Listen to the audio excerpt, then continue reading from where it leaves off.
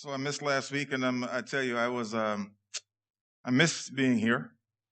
I always miss being here when I'm not here, and I'm glad when I'm back. So today we're in lesson number 4 in the quarterly, and this title of today's lesson is "The Nations Part 1." So it's basically an introduction to this concept that we're going to develop over the course of the next couple of weeks. The nations. All right, so our scripture reading goes like this. Then to him was given dominion, and glory, and a kingdom, that all peoples, nations, and languages should serve him. His dominion is an everlasting dominion which shall not pass away, and his kingdom, the one which shall not be destroyed. So we're here talking about kingdoms. We're talking about territories and dominion and kingdom. I like to look at these words and try to make sense of where it is that we're going with the lesson. Kingdom means that there's a king and then there's territories. And as we read through the scriptures, we find that there are kingdoms and dominions and empires that we hear about. And so this quarter's lesson is centered on prophecy. And there's a lot of talk about prophecy and kingdoms and nations in this lesson. So many of you are already aware of what's taking place in the world today. There's lots of comments and issues going around with nations, including our nation. And so we find that we are intertwined somehow. We're interconnected. We don't live in isolation, right? So that's my thing.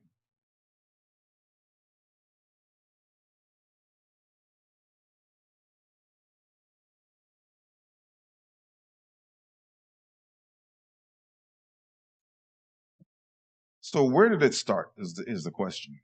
Where did all this talk about kingdoms and so before I even get there, we're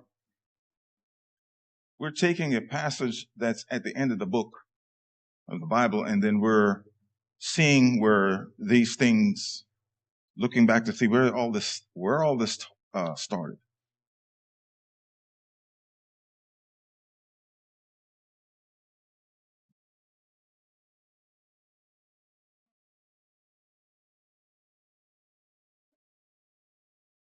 On first.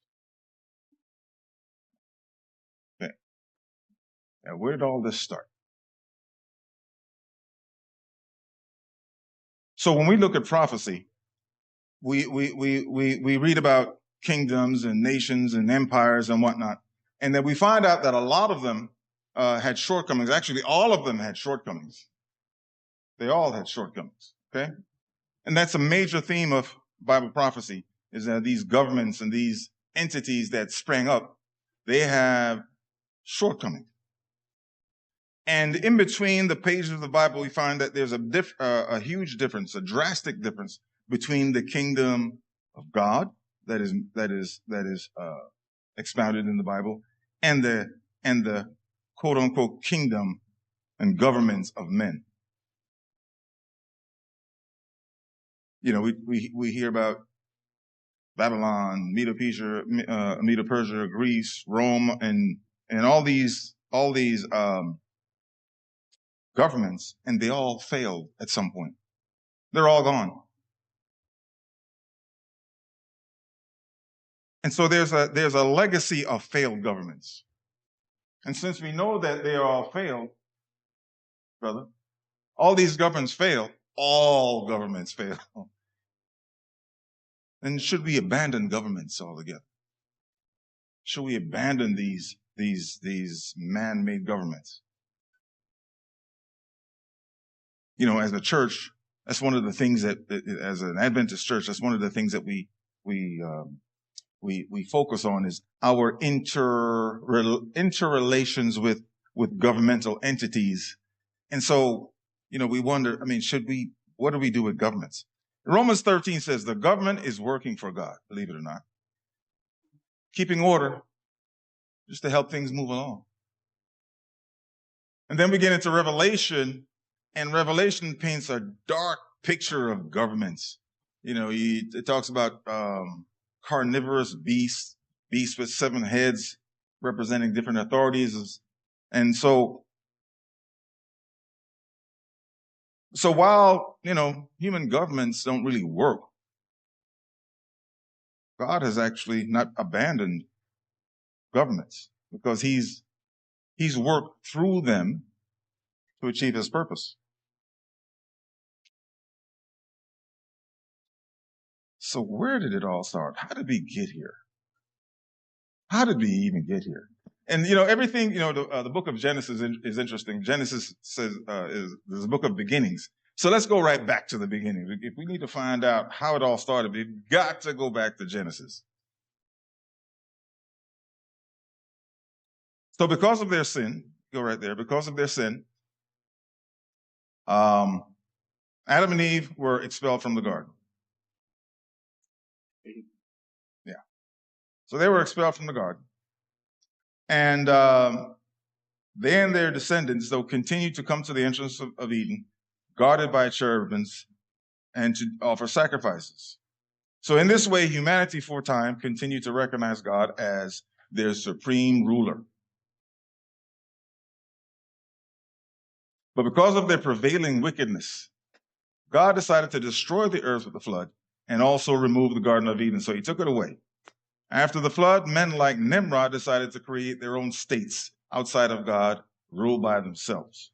Genesis 10:6-12. So it says Nimrod is said to have been a giant hunter against the Lord. A giant hunter. I didn't understand that concept, so I had to do a little word search. And I found out that I was very pleased that this brother came up with the very first civilization. I was pleased about that.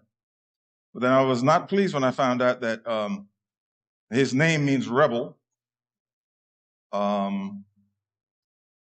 Babel also means he was trying to reach the gates of heaven.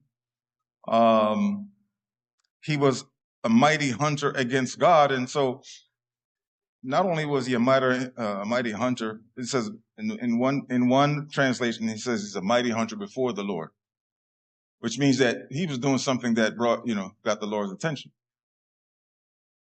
And so all these negative connotations came up about Nimrod.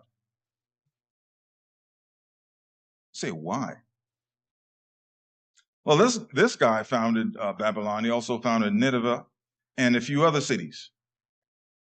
And so when we talk about cities, we're thinking about like a location, like one location, and you've got a group of people. So he's massed a group of people, but then he started to look and expand into empires. So he's now not just one little city, but he developed another city and another city. So he was trying to, if I may say this, he was trying to have dominion. He was trying to have dominion.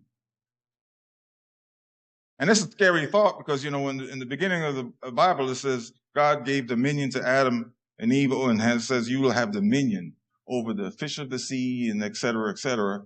But here was a man trying to have dominion over men. Here was a man trying to have dominion over men. Okay. I guess in other words, I'm saying that he was trying to take the place of God.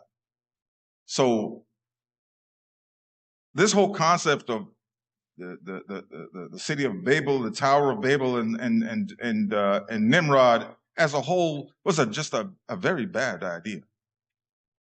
Okay, so I have to ask you, are cities bad? Are cities bad? Are cities bad for our human existence? Anybody? So, I mean, so we have a bunch of cities now, right? Not just a couple of cities back in ancient times. We live in cities now, but are cities as a whole bad? I hear a yes. What do you think, Brother E? Are cities bad? Well, so okay, so as Adventists, we're admonished to leave the cities and go find a place in the country. All right, you know that, right? But there's a bunch of cities still. And there are people living in cities. So are cities bad? No.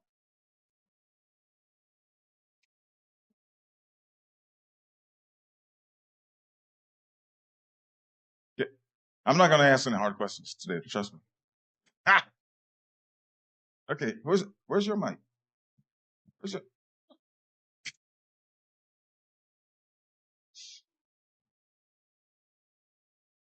In the countries, you're able to plant your own food and stuff like that. You're able to worship God. In the cities, there's so many distractions for a Christian. However, we're admonished to reach the people wherever they're at. But it does admonish us to go live in the countries because of what the city brings. So it's as Sister Hope said, it's what happens in the cities, right? If there's a shortage of food, who you think will suffer first? Isn't it the cities? Destructions come.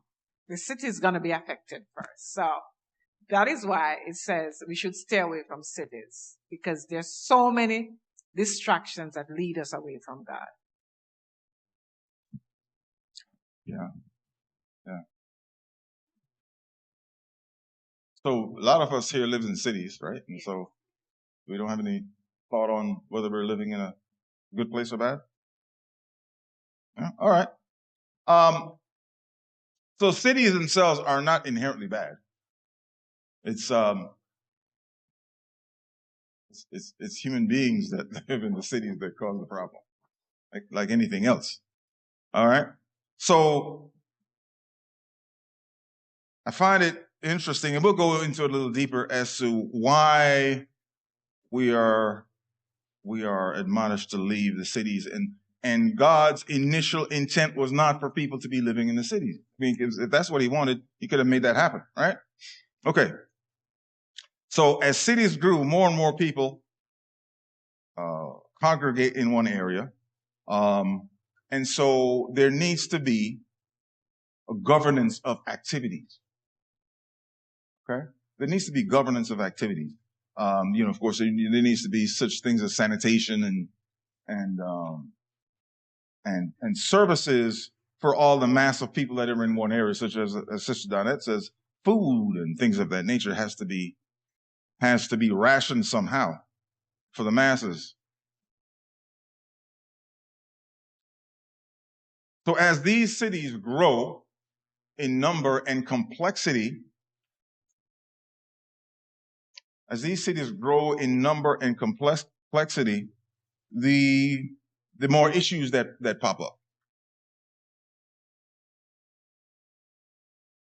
And then there becomes a separation between the people who are managing the cities, a separation between the people that are managing and the people and the general population, right? So it leads to, or it leads, and there's a tendency then for people who are managing other people to abuse the authority and power that they have. If I may say that. Okay?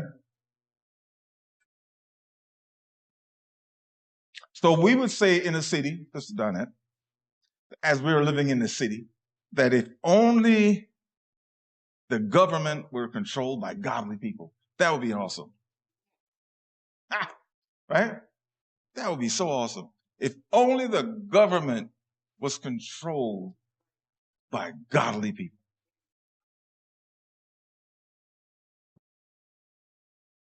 Can we have a government controlled by godly people?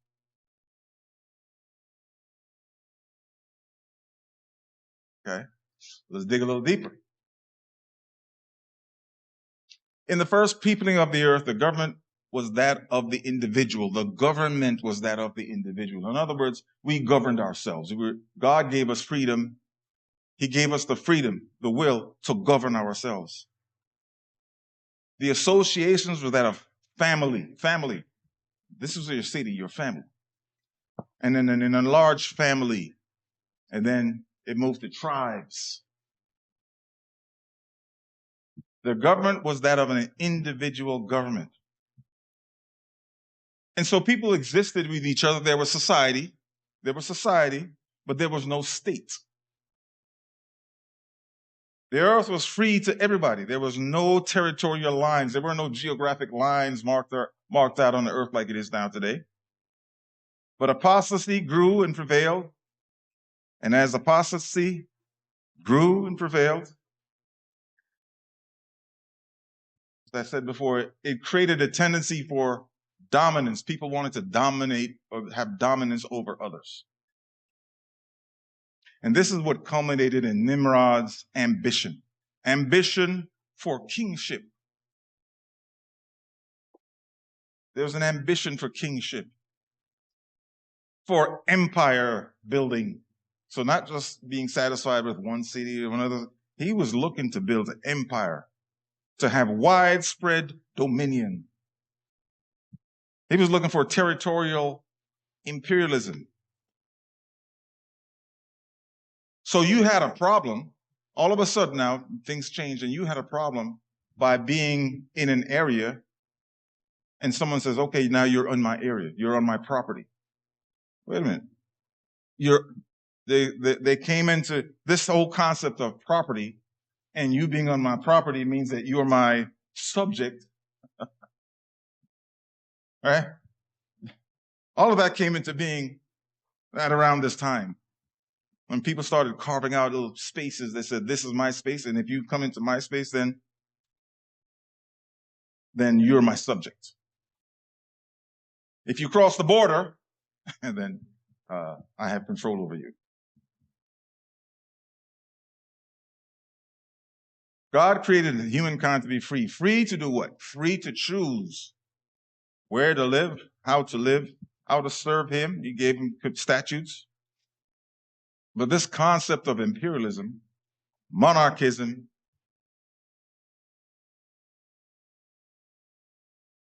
freedom became a threat to this whole concept of monarchism and imperialism. One of the indelible images in my mind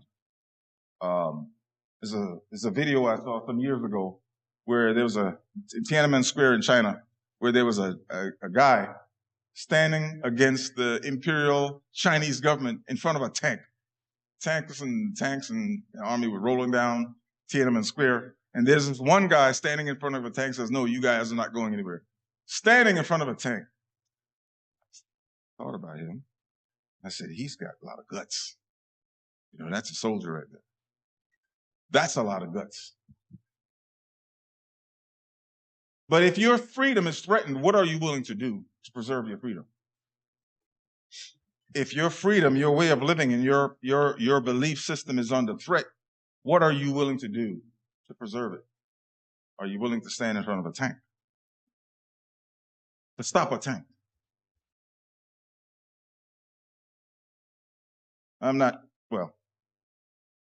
Our way of thinking and being and worshiping is under attack right now. I don't know if any of you know. Most of you know. It's being attacked by individuals. It's always being under attack. But then the question is, what are we willing to do to preserve and protect it?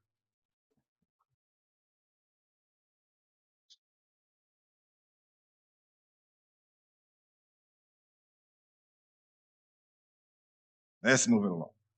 A nation begotten by God. In Genesis 10, it says the Hebrew word used goyim to refer to nations is also the same thing as Gentiles. Okay? So God wanted to recover those nations that were dispersed. Those nations that were mentioned in the Bible that came out of the dispersion of the people at the tower. So God decided to bring forth a nation distinct and separate from the nations that were already there. He had to start from the beginning to create a nation. He started with one individual man, and that individual's name was Abraham, Genesis 12, 1 and 2.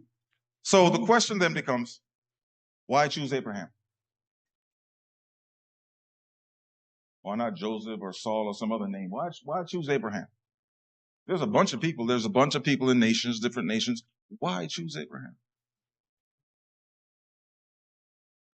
Because Abraham believed God. Yes. It says so in the very next verse. For I know him, that he will command his children and his household after him, and they shall keep the way of the Lord to do justice and judgment, that the Lord may bring upon Abraham that which he hath spoken of him. Yes. He could trust him. He's a trusted guy. God can trust Abraham. So in this way, in creating a nation, God could show the world what happens when we let ourselves be led by him. So this is the purpose. All these other nations fell into apostasy, people thinking that they can dominate each other, and that's not how it was designed to be. He gave them just standards that would astonish the nations, causing them to desire to come into contact with Israel and imitate it. You see something good going on over there, and you want to imitate it. How those people live, how they interact with each other, and thus receive the blessing that God desired for them. It says, behold, I have given you statutes and judgments, even as the Lord my God commanded me, that you should do so in the land whither you go to possess it.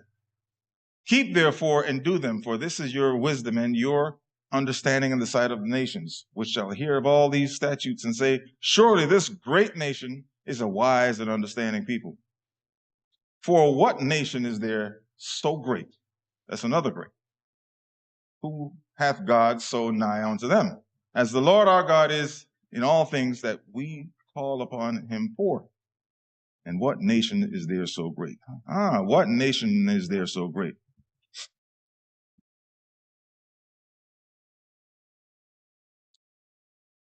These are statutes. God put them in a position to be successful at witnessing to the nations around them. He put them in a position, a place, so that they can witness to people around them, nations. Wealth, ostentation, pleasures of sin enjoyed for a season. This is what they observed in their irreverent neighbors. And so this is the kind of temptation that they were facing. And this is the kind of temptation that they fell into.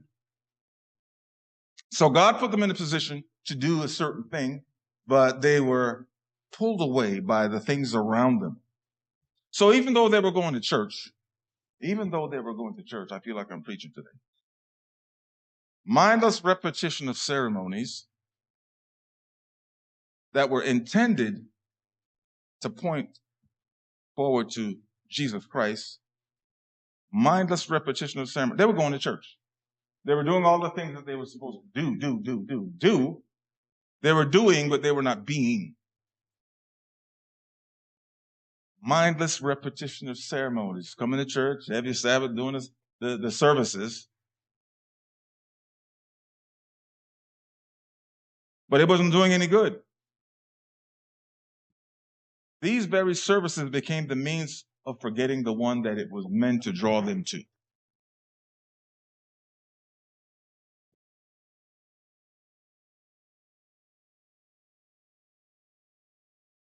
The Jewish nation, set apart among the nations to reveal Christ's self-sacrificing love, became a persecuting power to those who believe.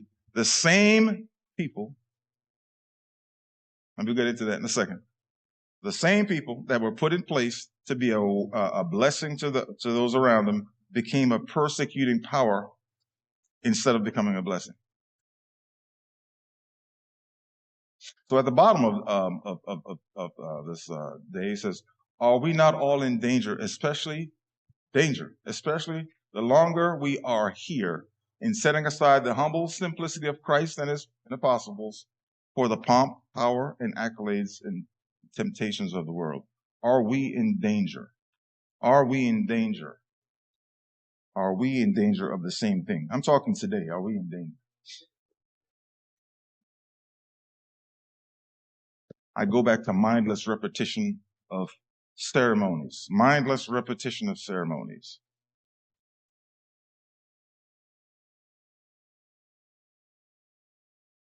Do we engage in mindless repetition of ceremonies?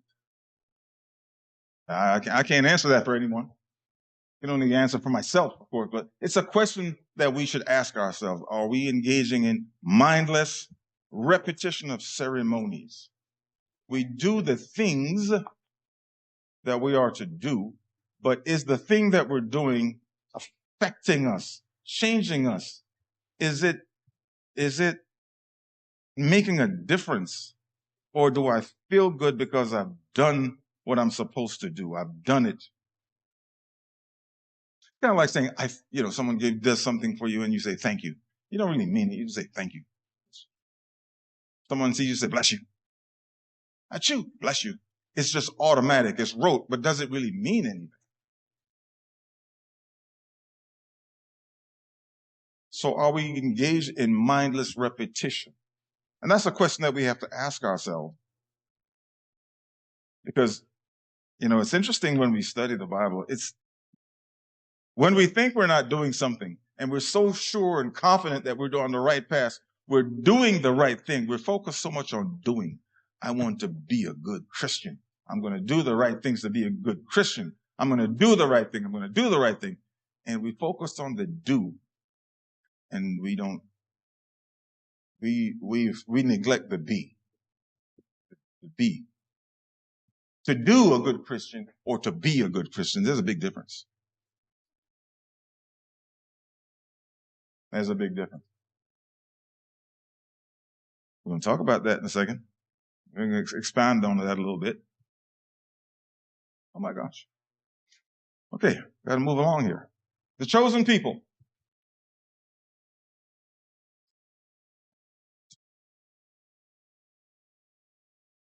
Chosen people.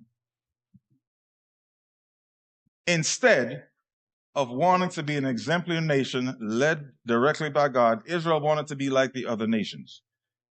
Instead of wanting to be an exemplary nation, different, distinct, unique, they wanted to be like the other nations.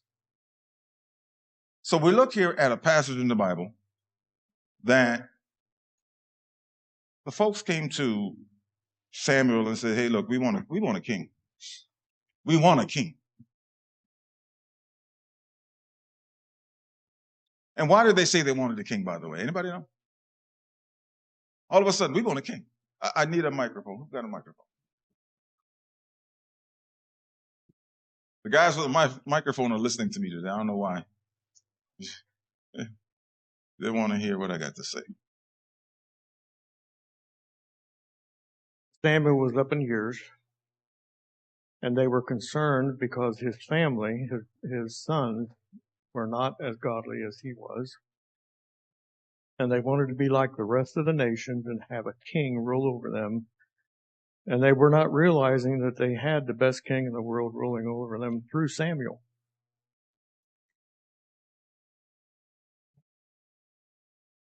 It's funny. Yeah. They had the best king. It is the desire to be like everyone else.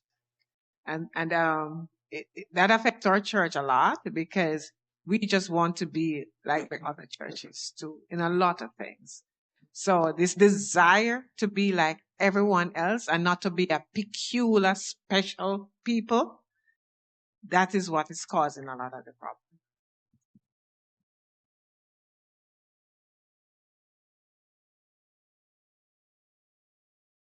Just to reiterate what Sister Donnet said, where did we hear those first words? I want to be like, from Lucifer himself, right? So that's because of sin that's passed down right through the lineage. Yeah, I mean, as individuals, we don't want to be peculiar, right? We don't want to stand out. You know, we want to fit into the crowd as individuals. But as a group, is there also a group concept of fitting in? Does that happen as well? Like a group of people like us, we have a group here. Do we want to fit in with the rest of the churches in South Florida, the rest of the churches in the Florida Conference? Do we want to fit in with the local community? Huh. So they wanted a king. They wanted a king like everybody else. But what was the reason why they gave to Samuel? Because they said, we want a king because. What was the because?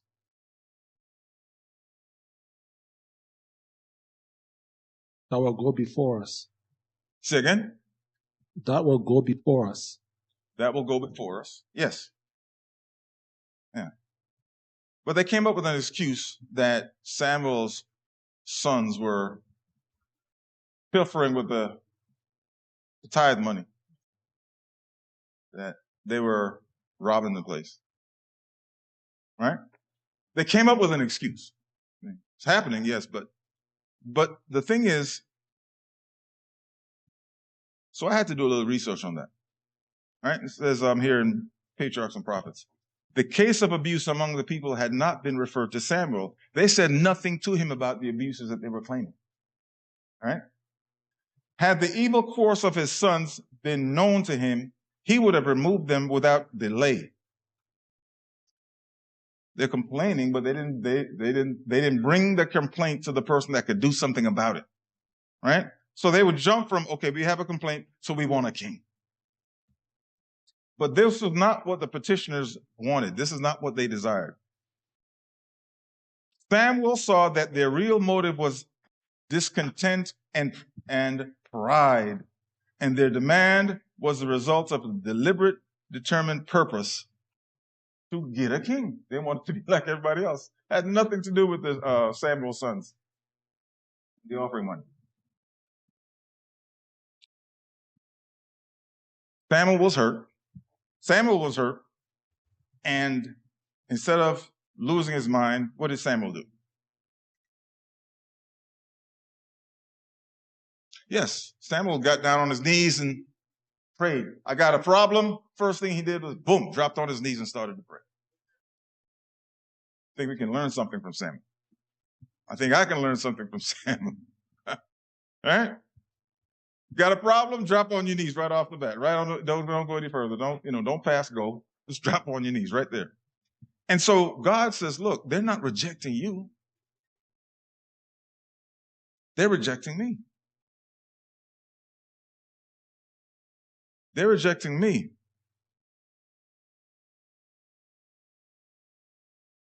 If these laws, these statutes were obeyed, were obeyed, then they would have received the blessing, and they would have been the blessing that God intended for them to have. So in this passage, as I'm reading, there's a quote that is often said in certain circles. It says, "You cannot legislate morality." Ever heard that before? You cannot legislate morality. So here is an example that even God cannot legislate morality. I want y'all to follow me for a second. Even God cannot legislate morality. You cannot,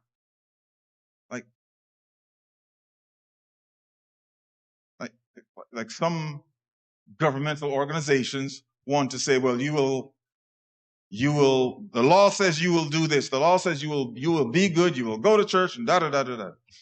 And people live by choice. So it's a choice that each individual has, whether they're going to do right or wrong. So God gave them statutes, but God could not make them follow the statutes. You understand? He gave them statutes, for them to benefit from, but he can't make them. Right? He can't make them. It's a choice. The U.S. government can't make you. It's a choice. You can receive punishment for da-da-da, but they can't make you. Chinese government can't do it either. Turkish government, no government can. Being a moral human being on this planet is a choice. Righteousness is by choice. Say that. Oh, please say that one more time in front of a mic. There are consequences when you disobey God. So it's a choice, yes, but there are consequences. We are free to make choices, and we are free to accept the consequences. Well, government can't, what you just said, because when you do that and consequence they give, it begins a persecution. So you can't legalize morality. You can't institute it in people. It's an individual choice. Each and every individual has to make. And you have to make that individual, not for the government, but to God. Okay, so you're going to make me go there. So human beings tend to want to give their authority to make choices to other people. We've always wanted to give someone else the authority to make our choices for us. That's why we like kings. That's why we like kings and monarchs. We don't want to take responsibility for the decisions that we make. Oh, it was the president. Oh, it was the queen. That's why this place is all so messed up. Because with the way God intended it to be, how we started out, was that each individual was responsible to govern themselves. Right? Remember? You said that about half an hour ago? Each individual is responsible for governance, self-governance. That's how he designed us to be. These city-states and these governmental organizations that sprouted up after the tower, that was not his design. Because it's taken away the responsibility from self. Because when we take responsibility from self, then the decisions that we make are made with thought, right? We own the decisions that we make. All right. All right, let's move along here. Let's put them all up here. History of the church. The history of the church. Talk about the history of Israel. And again, this is just the first part of the lesson on nations. History of the church. After Israel's apostasy, Jesus instituted a new people, the church. But this people was not to have a king or a specific nationality. Those who governed were to do so by serving others. Those who govern this new nation that he created, right? These people were to be governed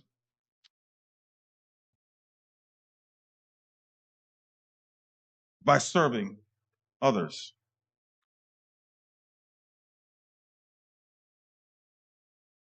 The church. During a 300-year persecution, the church remained more or less faithful.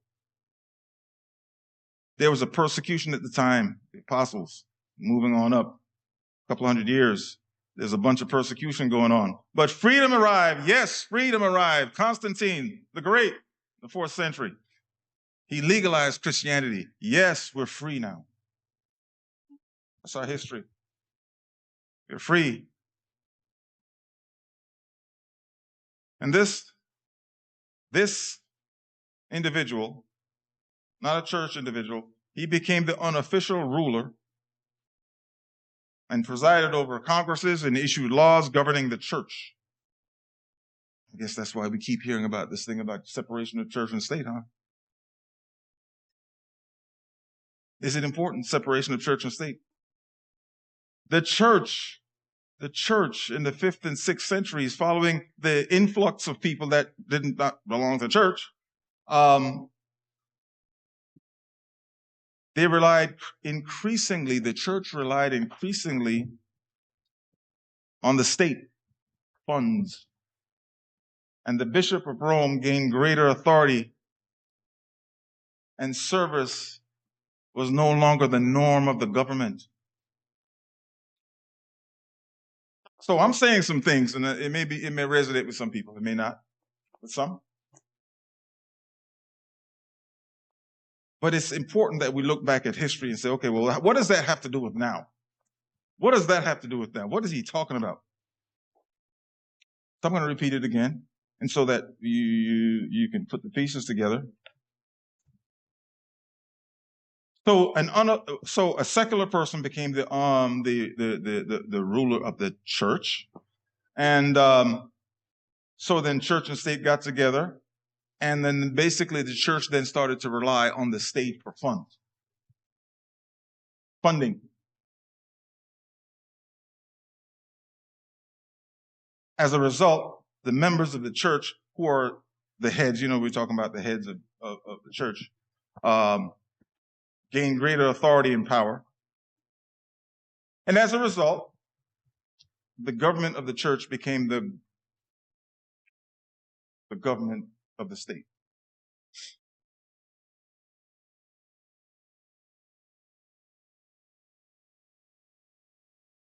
So instead of learning from history, the papal Roman power continued in the same vein as Babylon, Medo-Persia, Greece, Rome, and it started to exalt itself. The church did the same thing. This new entity, this new nation started to exalt itself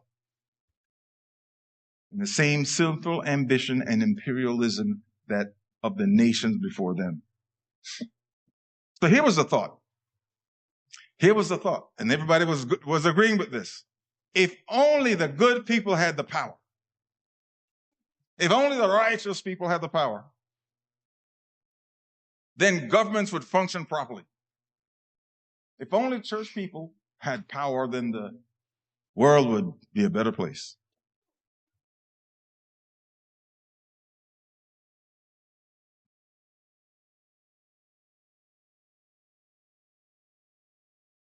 The capital city of the church will be the capital city of the state.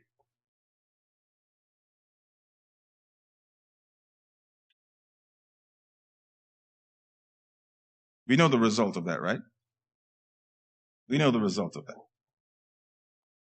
The worst crime against humanity in the history of man was conducted by church leaders acting in concert with the authority of the state. So, that's a hard pass on that one for me, for having the thought of church and state putting together, because history repeats itself. History repeats itself.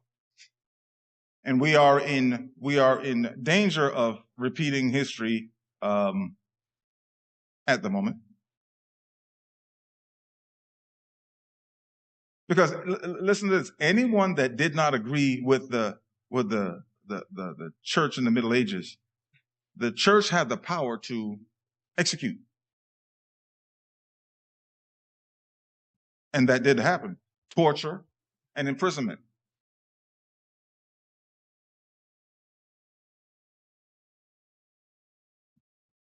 These are all very sobering thoughts, and this lesson itself has current relevance for current events happening today, right now, today.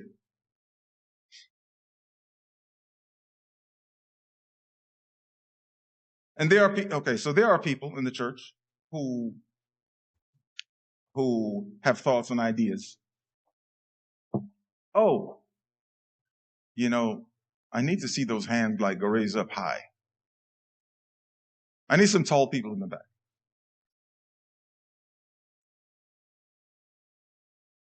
Got a hand in the back. Short hand. Good morning, church. Good morning. So, Elder Michael, as you are on that subject, Constantine, we have to remember that when Constantine arrived on the scene, the church was suffering persecution, and he ended the persecution for the Christian. And because he ended the persecution, a lot of the Christians then joined the church. And they succumb now to church and state. And anything that the state dictates to Christian, they go along with it because Constantine ended the persecution and they did not want to suffer. They were happy that the suffering was over.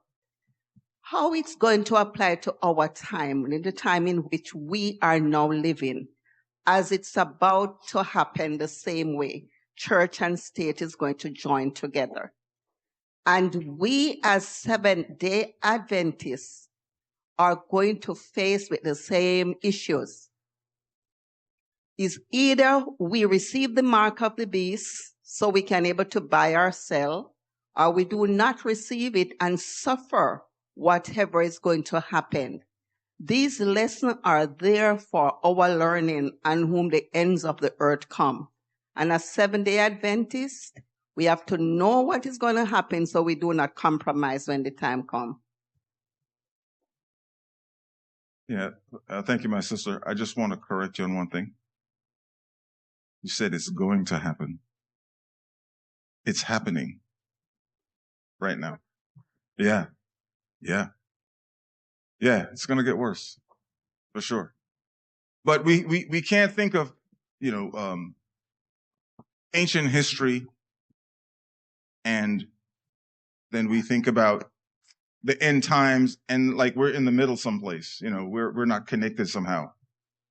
We are a part of what's taking place right now. And there are changes happening and we are actually on the ground floor. And so we have to keep our eyes open, our ears open, our eyes open to what is taking place, and not be caught, unawares.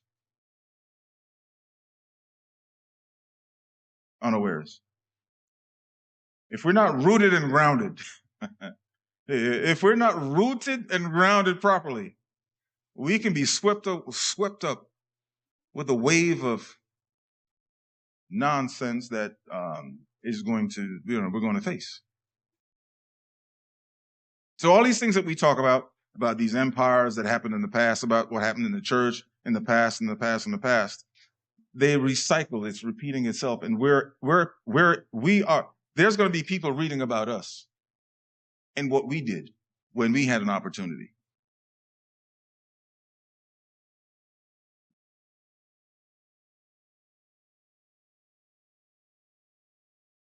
So one of the things that happened to church people, happened to everybody, but church people as well.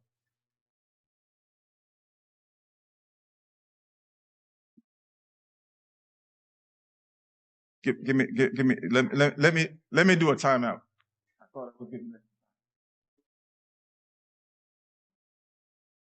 Oh, I've taken my extra time already?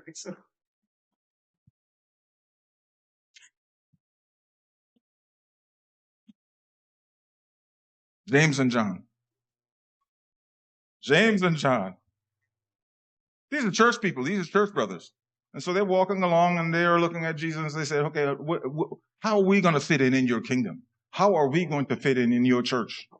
Right? Who's going to be the first elder? Who's going to be, head deacon and ministry leader?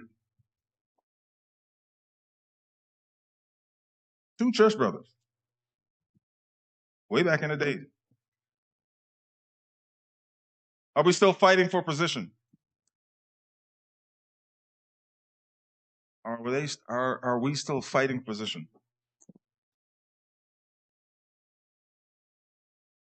Let me just end with this. The historical reality of God's people has been that of a people who have failed to accomplish the work that God has designed for them. Over the years, we've had successes, But over the years, we've had failure and failure and failure to accomplish the work that God has designed. But it has not all been failure, though. The world has been blessed through Israel and the church. The world has been blessed with the message of salvation. It all has not been a failure. It's not all been a failure. But the time that we have here, the time that we have been given, this is our last opportunity to complete the mission. Right? We can't look for tomorrow. We can't look for next week or next month or next year. The time that we've been given is our last. We have to look at it that way. This is our last opportunity to complete the mission and fulfill the purpose that we, each and every individual one of us, were put on this earth to do. We have a purpose and a mission. So I pray that we will accept the mission and complete the mission. Heavenly Father, thank you for this time. Thank you for the lesson. Thank you for the Sabbath. Thank you for our brothers and sisters who are staying strong in the faith, regardless of the challenges that we face. And I pray, Father, that your church, this remnant church, will stand strong in the face of opposition. In Jesus' name, amen.